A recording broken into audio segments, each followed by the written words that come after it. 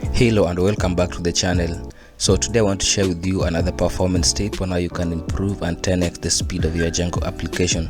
So in our previous one, we talked about how we can use Celery and Redis to improve the onboarding process. So in this one, I'm going to take it a step further by showing you how you can improve the performance of your application by sending emails in the backgrounds and also generating PDFs using Celery and Redis. And also, if you stick around till the end, I'll also share with you some of my tips and tricks on how you can better structure your Django applications.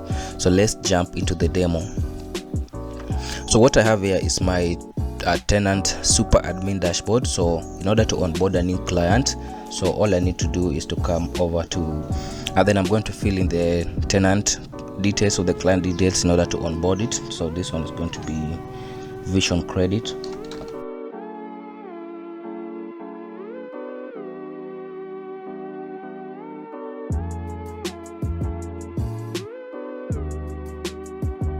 Then once I'm done, I'm just going to hit save in order to onboard this new client. So an email will be sent, the client will also be saved with the status of pending, and then the Celery and Redis will do the background tasks. And as you can see, the new client has been saved with the status of pending. So if you just have a look at our status now, right now, it's saying that setting up, that's the status. Now let's go to our Heroku logs to monitor what's going on in the background. You can actually see that some tasks are going on in the background. The first one is the database schema of Vision Credit was created successfully. Then it will proceed by making some migrations. As you can see, tenant Vision Credit was created successfully. That's a task that is going on in the background. So if you were to check our email here, you can see that a new welcoming email has been sent from the FlexiCash team with my credentials as well as the email and the login URL. We also have an invoice, a trial invoice which was created asynchronously using Redis. And also it was also sent via email. So let's check our email inbox. And then you can see that a new billing invoice has been sent asynchronously using Celery. Okay, so this is the new onboarding invoice for our client. So if you open it, we get the FlexiCash invoice with the name of the client that I just filled in, the invoice information, the subscription which is trial, then the trial is free, so there is nothing to be paid here. And now you can see that the status is now active. So it went from setting up to creating schema to pending, and then finally it's active right now. So whenever there was an issue, the setup will normally be failed. So that is what we want to look at today, how you can structure this thing, how you can use Redis and Celery to be able to do this. So what I have is 3 apps that we are going to work with today. The first one is the onboarding one, invoicing, as well as the tenants application. Now we also have communications for sending emails and SMS notifications whenever a new client is onboarded. So the first step that you want to go is inside our tenants application.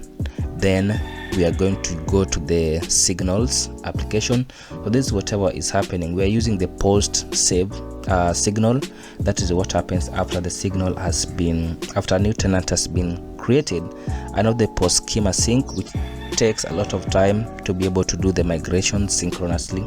So instead, we're just going to save the client with the post save. Then whenever the client has been saved, we're just going to save it with the status of pending. So if the status is pending, we are just going to save it with pending. Then we are going to call this task that is called the create tenant schema. So this is the task that is going to take over from that once the new tenant has been created.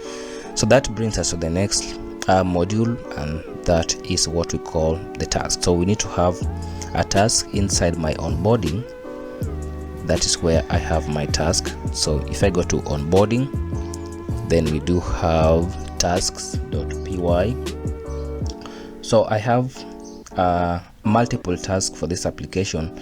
So instead of like jamming them inside my tasks.py module, I've created a new directory called task handler. So this is where all the tasks will go. Then we can just import them here. But for this one, remember to add them inside your apps.py. So you need to do this one inside the ready func. Remember to onboard them. Remember to import them inside your ready method here. So this is what you need to do. So back to our task. So we've just managed to create our tenant schema. This is what will be run whenever a new client has been onboarded using that signal. Then once the schema has been created, we go ahead and create a new domain. So once a tenant has been created, or once a client has been created, we want to fire up a new task. So we'll have a lot of tasks over here. So the task that we're going to fire is to create tenant admin and notify. So the task that you're going to call here is the create tenant admin, and right inside my task handlers directory, I do have the create and notify admin. So this is what will create the tenant and also notify the admin that the tenant has been created. Right here I'm creating a new tenant and then I'm notifying them. So as you can see, we are creating a new tenant, just checking if the tenant is indeed active. So under tenant onboarding service, we do have a service in my tenants application. So right over here we do have this service under services. Once we've created the tenant admin and notify, we just call in a new class that is create trial subscription, which again is a new task here. So after every task is completed, we just chain a new task at the end of it. So this is the create trial subscription. So it's this one over here. Again, once the subscription has been created, we want to create a new invoice. So we are also chaining. Then once we have the invoice, we just create the invoice service. Then we generate the PDF path. This PDF path will be important whenever you want to attach the email. So once we have that figured out, we can just go ahead and test out the new application. So inside my tenant, I'm just going to delete this one. You can see in the previous one, we did create some. Let's go ahead and test it out again.